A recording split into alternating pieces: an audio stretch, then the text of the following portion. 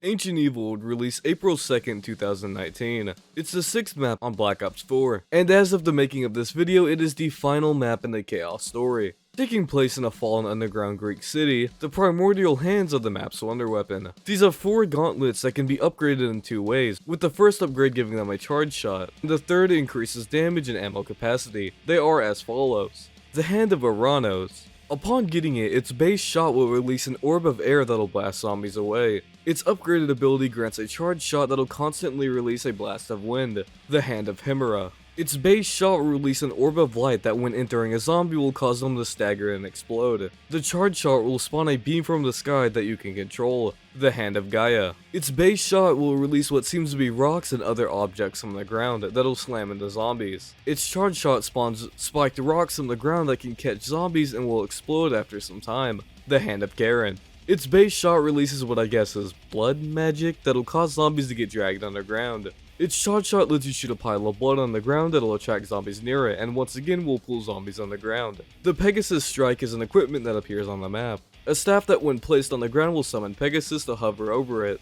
The Giganese and Skeletons are new specials that appear on the map.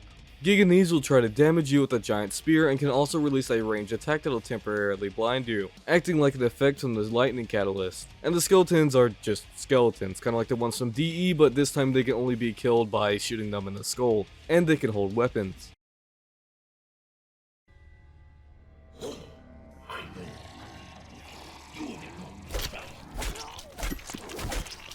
Who said that? Show yourself!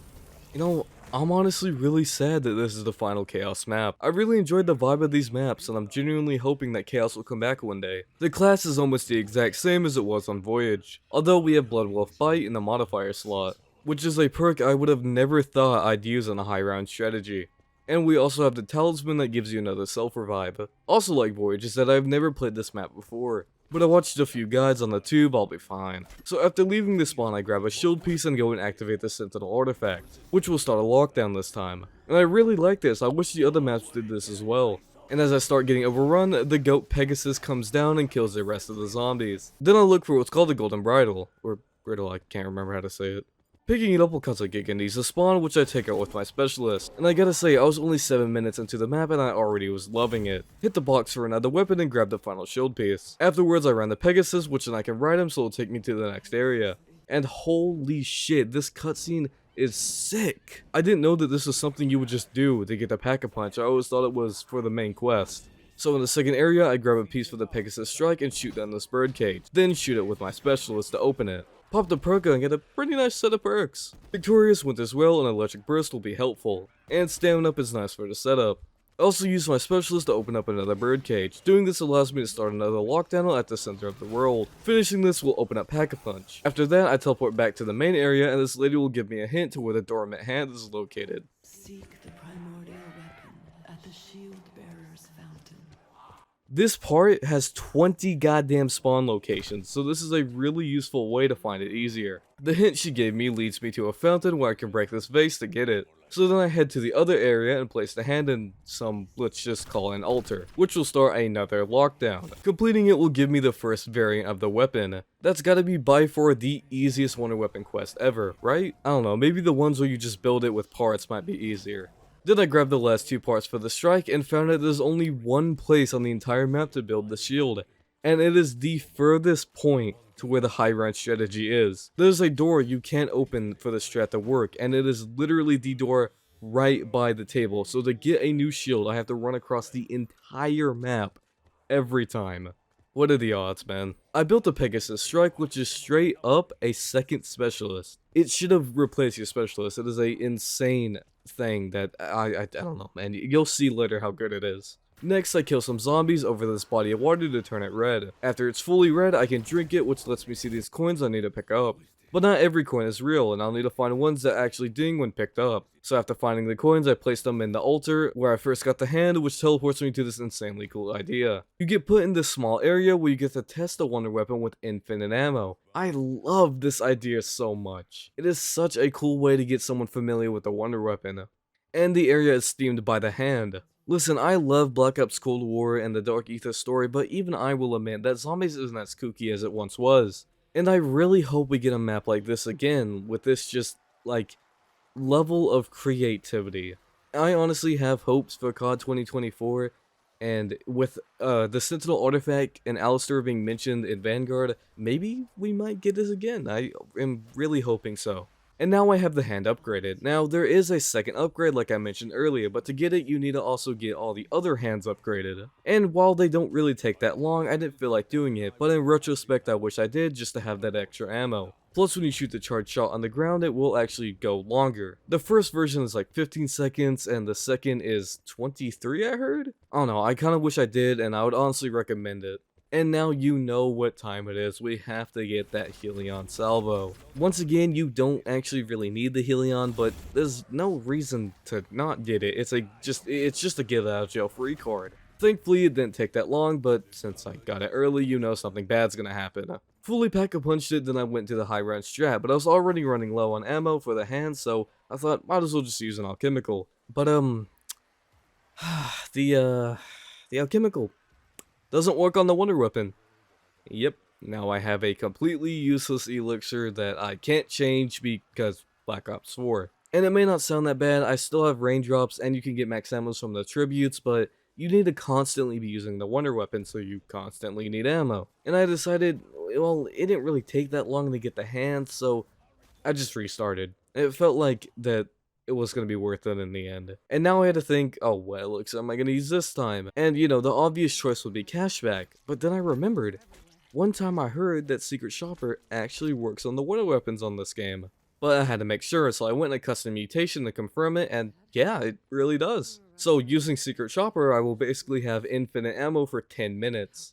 I guess I'll just speedrun the setup since I did the exact same thing as last time. Artifact, Shield, Dormant Hand by round 3, Actual Hand by round 6. Pack-a-Punch and Pegasus Strike on round 8, Upgraded Hand on round 9. Also on round 9 I used a Perkaholic, and oh my god!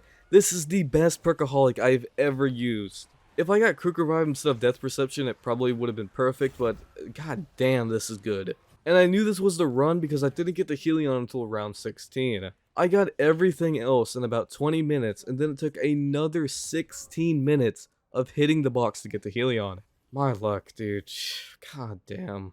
Alright, so here is the high round strategy. By going into Spawn Temple, heading all the way to the back and not opening this door, you can sit in this corner and then have every zombie come at you from the 2 hallways in front, which allows you to use the charge shot of the hand on the floor in front of you, and all zombies will get distracted by it and die. In the later rounds when zombies become super sprinters, you might get hit from time to time, but if that happens, they will eventually just get distracted by the shot. And whenever the Pegasus Strike is available, you just use it to speed things up. And once again, using this in the later rounds, you might get hit from time to time, but when the Pegasus is up, you are basically just completely invincible. Apart from maybe if there's a boss, but bosses can be taken out very, very easily just by using the Helion. They'll die in about 3 to 4 rockets. It's really as simple as that. The strike also lets you get drops, as the hand won't actually produce any. If you have elixirs like I did, ammo never really became an issue. Obviously because Secret Shopper gave me basically infinite ammo for 10 minutes, and from time to time I'd use the raindrops. And the reason I had Blood Wolf Bite in the modifier slot is because when Luna spawns in, sometimes when she kills a zombie, it'll spawn a mini max ammo. And while on any other gun it'll only give a little bit of more ammo, on the hand it'll actually completely refuel it. And if you don't have any elixirs, and maybe you don't have Blood Wolf Bite unlocked, because I think you unlock it pretty late in the levels, you can start a tribute and keep it at rare, because the rare is the only level of reward that'll give you a max ammo. Something really weird happened on round 28. I accidentally hit the top of my keyboard, which paused my game, and as I unpaused it, I got a connection interruption. My network was completely fine, so I don't know why it happened, but it scared the shit out of me. I thought I was gonna get disconnected. I debated for a long time what my 4th perk would be. I kinda wanted Bandola Bandit, then I thought about Time Slip, but settled on Stone Cold because of the armor it gives you. And it was definitely the right choice because it saved me a couple times. I also noticed since I got Bandola as an extra perk that it doesn't actually work on the Wonder Weapon as well, so it wouldn't have given me extra ammo. The shot of the hand, like I said earlier, lasts about 15 seconds, but my internal timer is so dog shit. So I used live splits to track whenever I used the shot, and this brought me back because I remember doing this on Kino to track when the trap was gonna end and come back. And I don't know if it was an issue caused by the strike since I used it a lot, but I don't know what really caused it, but the effects on the map, like most of them, like the glowing on the power-ups, the dust from explosions, and the red stuff from the gauntlet just disappeared. It was really weird and made me think that I should maybe stop using the strike because I heard it can actually crash your game. But apart from the connection interruption, I never really had any FPS drops like that, so just kept using it, but it kinda sucked. Sometimes some effects would come back and then disappear a few seconds later, but nothing really bad happened, but I guess maybe be careful? I don't know, it was weird, but apart from that, I didn't really have any other issues, you know, apart from the connection interruption. I already said that. Alright, so for the tier list, this map really exceeded my expectations. I had high hopes for it, but didn't think I was gonna like it as much as I did. While I was getting the footage for the other hands for the intro, like as I was doing it, just more and more I kept falling in love with the map. The scenery, the wonder weapons, all the stuff that'll happen on the map, you could just look around at the background of the map and be amazed by it. It is criminal that people would probably just dismiss this map because it's on Black Ops 4. The only thing that I wish for would be just maybe one good training area. There's some kind of openish areas, but I can't imagine they're gonna be that easy to train on in like 55 plus. It's hard to say if I'd like this map more than Dead of the Night. I don't know. It's really hard to choose. I think for now, maybe I'm going to put it in front of Dead of the Night, but behind Go Rod.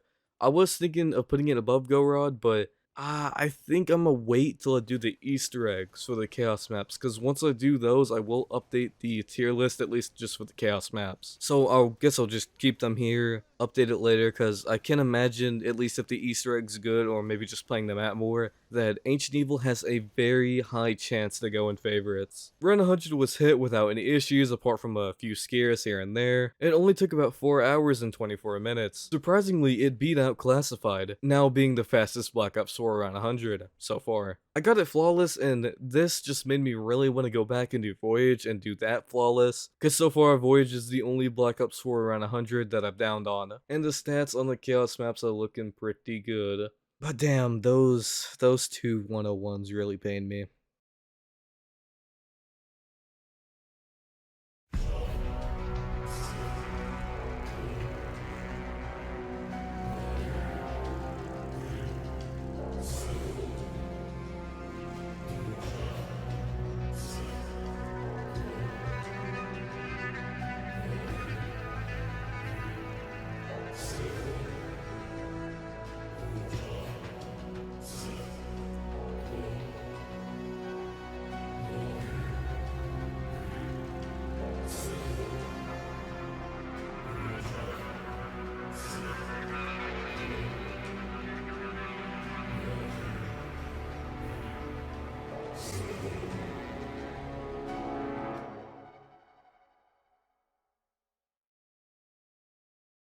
You might get hit time to time. A zombie